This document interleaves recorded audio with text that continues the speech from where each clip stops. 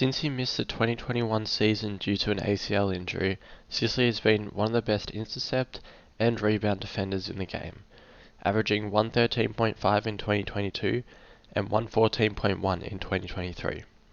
And he hasn't missed a single game due to injury since that 2021 season. You'll definitely want him in your team at some point, but should you start him or trade him in later? So let's talk about value.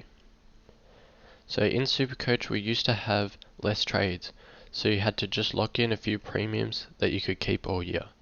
But with the current 40 trades, this isn't necessary.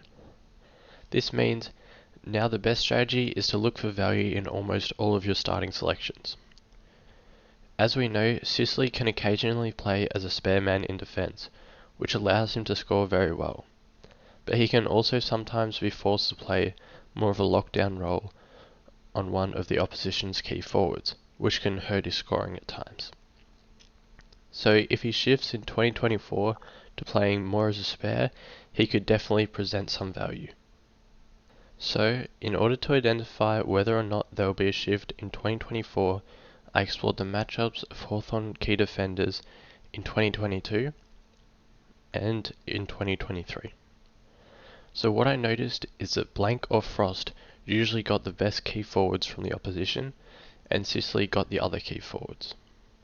Therefore, if Blank and Frost were playing in a particular match, Sicily was able to be more likely to score a lot better because he might get a worse forward who he could zone off, or he might be a spare man in defense.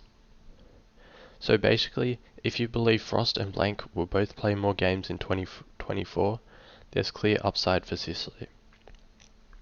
It will be important to look at Hawthorn's round 1 lineup to see if this happens though. And for now, I think it's probably more likely that just Blank will be named as the only key defender, apart from Sicily, and Frost will be left out, which obviously would mean no upside for Sicily. So now I'm going to talk about Sicily's inconsistent scoring.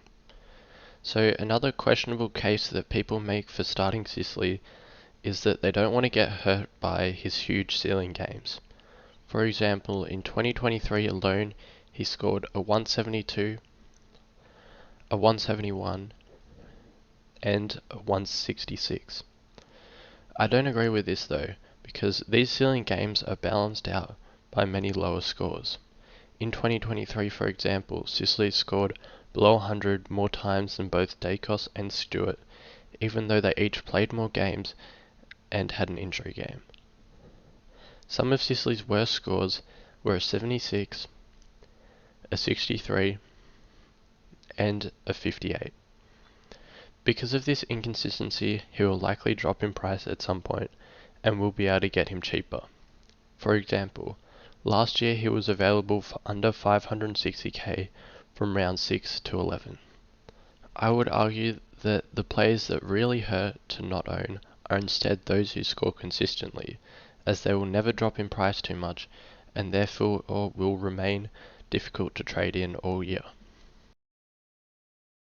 Okay, so overall, I don't believe in the narrative that Sicily presents value, and due to his inconsistent scoring, I think I can trade him in later for a much better price.